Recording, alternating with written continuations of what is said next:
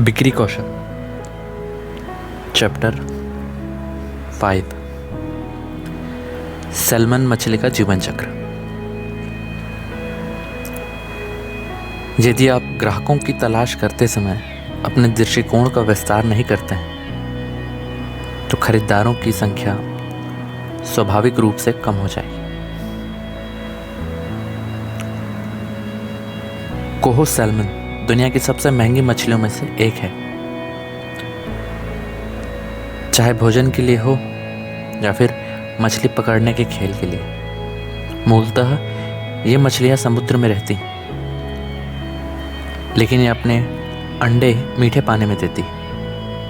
जब उनके अंडे देने के समय आता है तो नर और मादा समुद्र के पास की नदियों, झीलों या इसी तरह के पानी में जाती है। यह मादा अपने अंडे देती है और नर उनके पालन पोषण की जिम्मेदारी लेता है। बेशक सभी अंडे अंत तक जीवित नहीं रहते। उनमें से कुछ अंडे अन्य जानवरों द्वारा खाए जाते हैं, कुछ को सही माहौल नहीं मिल पाता और कई अंडे विभिन्न प्राकृतिक आपदाओं का शिकार हो जाते हैं। लगभग 1 साल बाद जब चूजे अंडे से निकलते हैं तो वे पानी से यात्रा करते हुए वापस समुद्र में लौट जाते हैं। यह यात्रा आसान नहीं होती और बहुत कम मछलियां समुद्र तक पहुंच पाती। इसके बाद भी कई अन्य समस्याओं का सामना करते हुए बहुत कम मछलियां पूर्ण रूप से विकसित नर और मादा में रूपांतरित हो जाती। सबसे खास बात यह है कि एक निश्चित समय के बाद वह वापस अपने जन्म स्थान पर आकर अपनी यात्रा पुनः शुरू करते। यह उन्हें कैसे पता चलता है यह कोई नहीं बता सकता, लेकिन वे वापस उसी स्थान पर आकर अपने अंडे देते हैं और यही से प्राकृतिक का नया जीवन चक्र दोबारा शुरू होता है। इसे और अधिक विस्तार से समझने के लिए हम सामान्य आंकड़ों की मदद लेते हैं। यदि एक मछली 2500 अंडे देती है तो चूजे निकलने तक उसमें केवल 375 अंडे ही बच रहते हैं,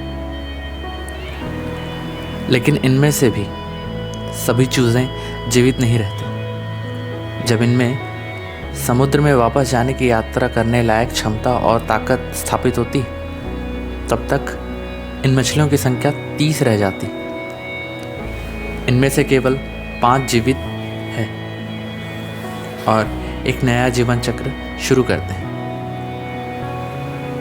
वापस समुद्र की यात्रा करते हुए इनमें से केवल 5 जीवित रहते हैं और यही दोबारा से एक नया जीवन चक्र शुरू कर सकते हैं।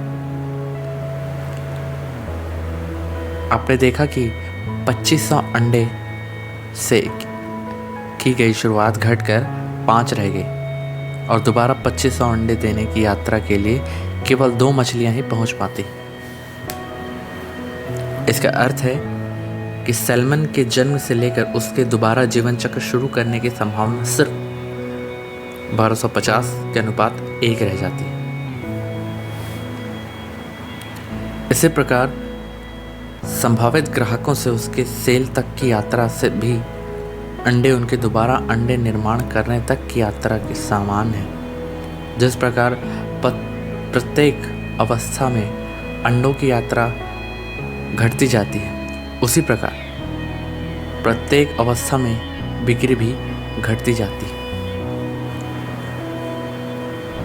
हमें मालूम होना चाहिए कि संभावित ग्राहक का अंतिम सेल तक पहुंचने का पैमाना क्या है। सौभाग्य से संभावित ग्राहकों का अंतिम सेल तक पहुंचने का पैमाना उपभोक्ताओं तक पहुंचाना सैल्मन मछली के जीवन चक्र जितना डरावना नहीं।